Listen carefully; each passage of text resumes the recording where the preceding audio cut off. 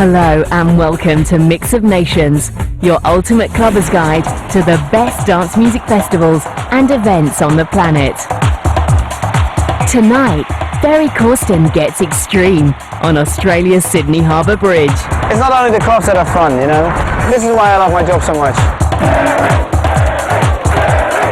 And whatever happened to Madison Avenue? In May 2000, they scored a worldwide #1 hit with Don't Call Me Baby. It was just absolutely uncontrollable. I couldn't believe what was happening.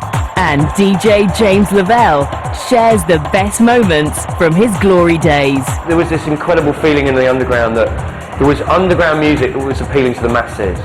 And we discover all there is to know about Smokin Jo's Balearic experience. You can play pretty big sound, really funky. It's all about partying and going out and having fun. But right now, let's join 300 hardcore clubbers from Bosnia. The location is classified, but it's somewhere in Tuzla. Codename, the Mlin Club. We got asked by the S4, which is a stabilisation force over in Bosnia. They've set up a radio station called Oxygen, and they asked us if we'd come out here to do some work with the young people as part of the peacekeeping programme, trying to integrate people here, the Muslims and the Serbs and the Croats. They're trying to integrate them together through dance music and break down some of the prejudices that are still very rife here. And because of our politics in Speed Queen, they thought that we'd be a really good club. You may also like to know how a bunch of Leeds dance promoters get themselves around Bosnia. Well, we can confirm that at all times they're escorted by S4 soldiers, the stabilising force made up of British, Dutch and Canadian soldiers. We had some weight restrictions on the aeroplane, but we brought as much decor as we could. We brought dancers, we brought stilt walkers, trapeze artists, the DJs, bongo player and everything, so that it's not just the music, it's a whole visual and exciting, stimulating environment for them.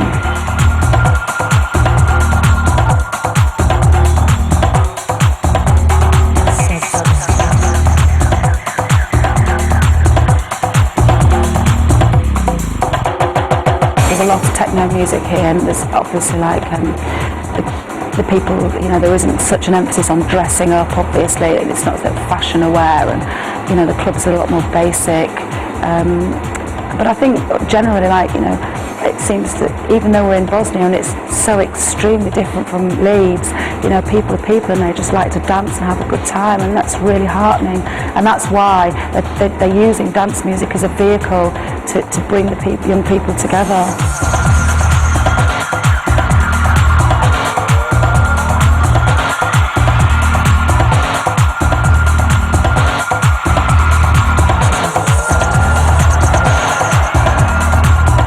We came out with a really open mind. We didn't know what to expect at all. We didn't know how people would respond to us. We didn't know what people would be like. We didn't know what the clubs would be like. So we really didn't have any expectations. We just came out here to work hard and, you know, to make parties. And, you know, we're doing that, and people are responding really positively. And if we can get like one Muslim person, one Serb, one Croat, all together under the same roof dancing, then hopefully little by little, and it is little by little, you know, prejudices may start to be broken down. And even if it's going to take like 50 years, you know, at least it's one step in the right direction. And if we've had a little part to play in that, then that's just wonderful.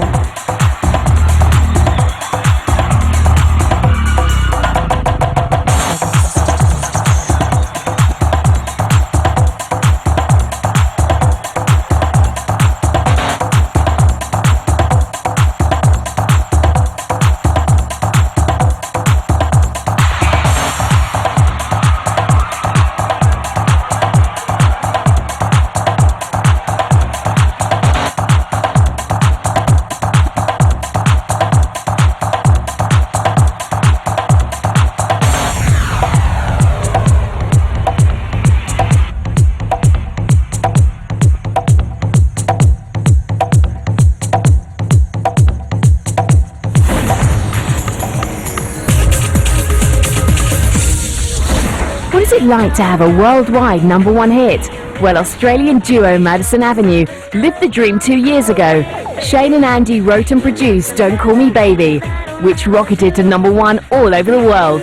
The first place they tasted success was in London, and we were there to see just how they cope, and joined them recently to find out what they're up to now. I call it a runaway, like a steam train. It was just absolutely uncontrollable. I couldn't believe what was happening, from the point of being on top of the pops to being in when we were told we were number one in the UK, I was in Italy or Greece or something like that, you know, in the middle of an interview here, and someone ran in, and you're number one here and you're number one there, number one in America, and it was all just like all getting thrown, but it's all just words, so it didn't actually sink in until months and months later when I sat down and didn't have anything to do and went, geez, that was pretty good what we achieved there. So, but at the time it was just like trying to keep up with it all. It was really just running, trying to catch everything. We were in Holland one day, Belgium the next, Germany the next, Frankfurt the next, London the next, Greece the next. It was unbelievable, the amount of travelling and all those sort of things. And it was great,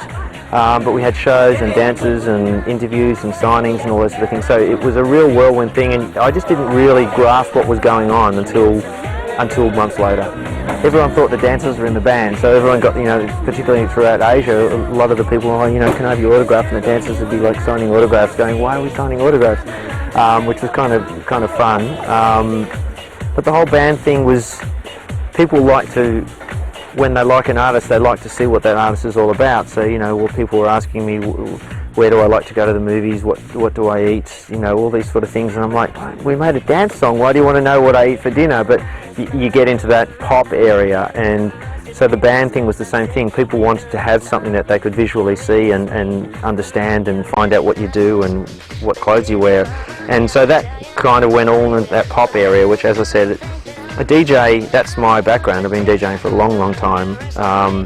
A DJ's in the corner in the dark, and occasionally he says something on the mic, and that's about it. That's all you see of a DJ. So that was a real, like, throw into the centre of the ring, if you will. And for me, it was just surreal. The celebrating of the success definitely came later. One, because you don't get paid at the time anyway, so you got to wait for the royalties to come through, and that certainly took a while for the royalties to come through. But also, I think you enjoy things when you enjoy them with your friends and your partner and your family and things like that. So when it came back to me coming back to Australia, all the people and your peers and all those sort of people were the ones that were the ones that you enjoyed it with, you enjoyed that success with. The future is sort of going in a number of different areas, because DJing's obviously going well. I've DJed all around the world, from Creamfields to Love Parade to LA, Tokyo, New York, London. That was all fantastic, and that sort of put me in a different area with DJing, and so the production sort of slowed down quite a lot after all the travelling. But I recently bought myself a titanium laptop, so I'm back onto the production angle, and also we set up a studio with some better gear. And basically, Shane and I have started working on the second album, and we're about halfway through the second album. So sometime in the new year, 2003, we'll be looking at having some more singles and hopefully a second album that people will like. Fingers crossed. And I've also got some sort of tougher production things that fit more into like a 5 AM DJ set that I'm working on as well.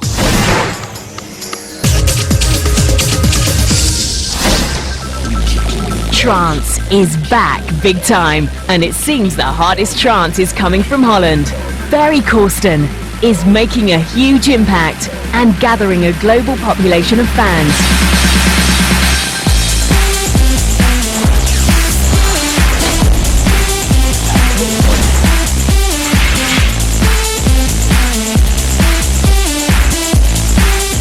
It seems his blend of trance is proving so popular that clubbers from all over the world voted him into the top 10 of this year's DJ Top 100.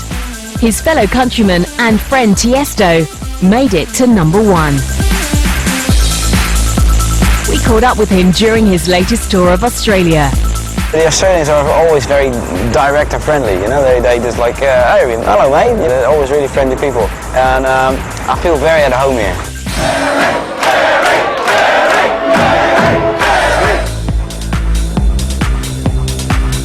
Well, this is Sydney Harbour Bridge. We're going to do a bridge climb, so we're going to be very sporty today. And hopefully we stay on the bridge and we won't fall off. That's what everyone is really afraid of. It's pretty big, man, this bridge. Huge.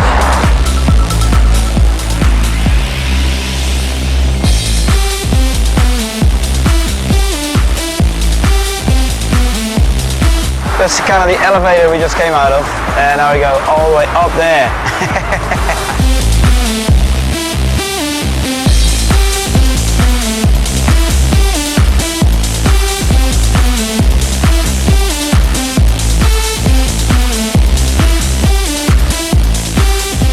We're actually about 90 meters above the water, and we got a perfect view here from at the harbour here. The Opera House, of course, and yeah, that's what I mean about the big tourist attraction. That's the other one, and we're here.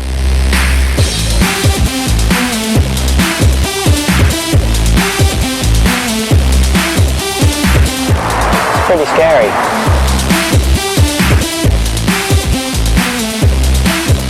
It would be nice to wake up here every morning.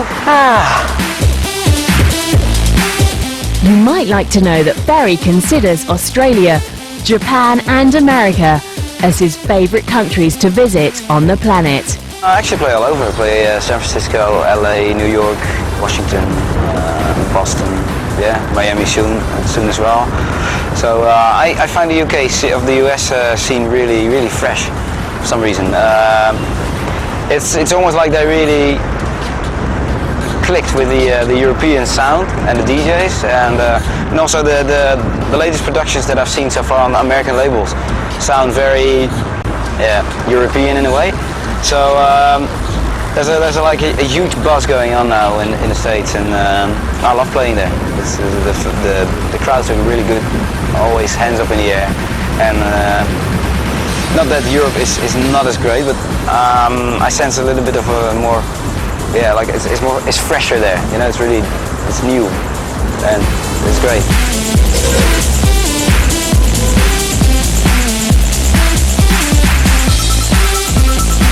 You know, DJing brings you to a lot of places all over the world, and it's not only the clubs that are fun, you know. This is why I love my job so much.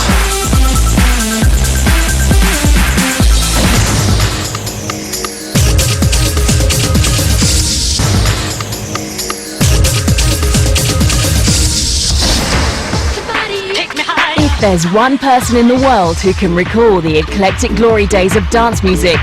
It's Mo Wax Records creator and global underground DJ, James Lavelle. He was there when Tashini tracksuits and Puma Dallas trainers were essential items of extreme cool. I started getting into electro and stuff like 84, 85, so. And that to me is, I consider dance music, I consider disco. I don't think the whole club culture phenomenon is something which is actually that new, and I don't think acid house really started dance music, to be honest. But I think that for me, there's two periods in my life which were particularly special. 1989, 1990, just after acid house, and you had a combination of the sort of real birth of house music in a real direction in that way, but you also had bands like Soul to Soul and Massive Attack, and you also then had Public Enemy and De La Soul, so you had these incredible records that were coming out. Derek May, Strings of Life, Pacific State, Orbital, you know, Guy Called Joe, all these records over that sort of period, and that was my real period of being involved for the first time, where I was working in a record shop and I was there and I was meeting all those people, and they were my glory days, just discovering music really, and really feeling like I feel part of something for the first time in my life.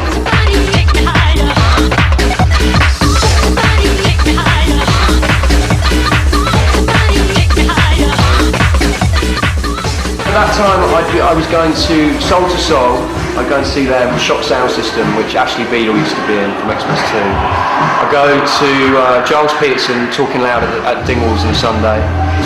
Norman J, High and Hope occasionally. And then I'd be going to raves, Energy, Perception, Sunrise. There'd be various clubs that we go to throughout the country. You know, and doing my own parties and hanging out. I grew up in Oxford, so I was sort of hanging out between Bristol, Oxford and London. So it was really eclectic. I was into a lot of different things. And so for me, those were my glory days. And then probably the most important time for me working was when Mowax really blew up, and it was kind of, I suppose it must have been 96 when DJ Shadow came out, because there was this incredible feeling in the underground that there was underground music that was appealing to the masses. You had, on my side, things like DJ Shadow, there was Portishead, there was Tricky, Massive Attack had come back with their latest record. Then you had what was going on with drum and bass with, from Bookham and Goldie and Groove Rider and Fabio, Alex Reese, Metalheads, that whole kind of thing. You then had Underworld, the Chemical Brothers, and so it was just this incredible time where it was kind of, we were making the rules and we were winning.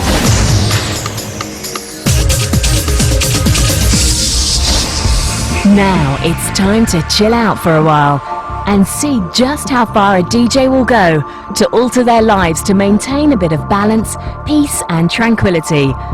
Well, at least when they're not pushing it hard on the decks, that is. Sit back and enjoy UK DJ Smokin Jo's Balearic Experience.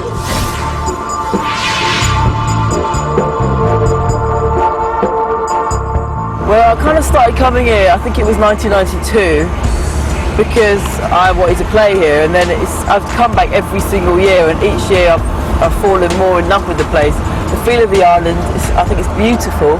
The different aspects of the culture, it all really appeals to me, so it's just something I just cannot get out of my system. I think it's a combination of the Spanish mentality, which is mañana, mañana. It's all about siesta, fiesta. They break for 3 hours in the day for lunch and stuff, so you can't get anything done. So it forces you to have a proper lunch. You go to the beach, and the fact they like to party, basically. They like to go and have their fiestas, and it's the done thing to party and stay out all night. It's not something that's sort of looked as a bad thing. It's part of the culture, and I like the way that they kind of treat people as you are. It's a very free society.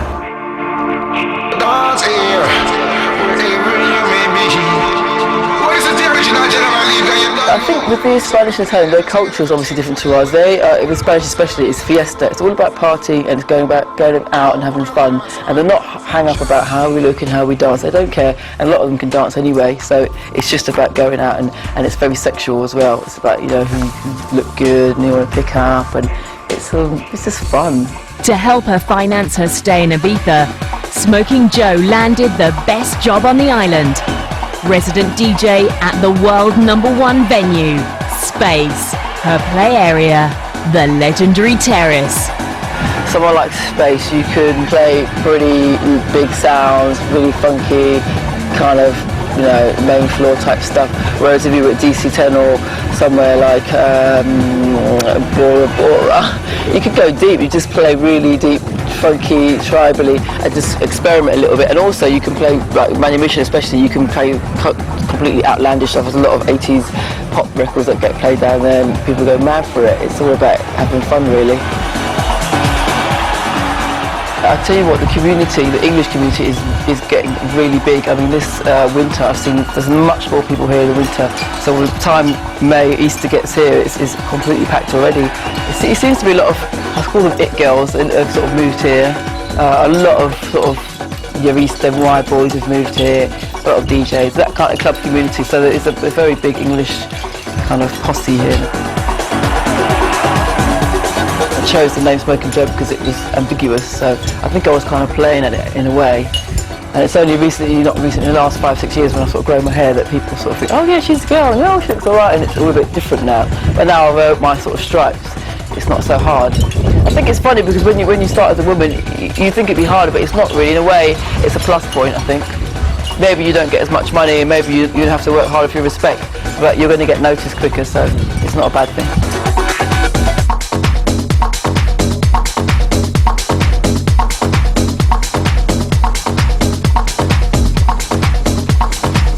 Thanks for touring the globe with us tonight. Next time we'll set sail for Norman Cook's hometown, Brighton. And just how raunchy does it get in Berlin when a bunch of dance record label guys organise a chill-out Sunday afternoon barbecue lunch? The last time what happened was until 3 o'clock in the morning, nobody dared to touch the horse, but then finally people had fun at the end of the night. Plus, Jakarta and Seal. That's next time. See you then.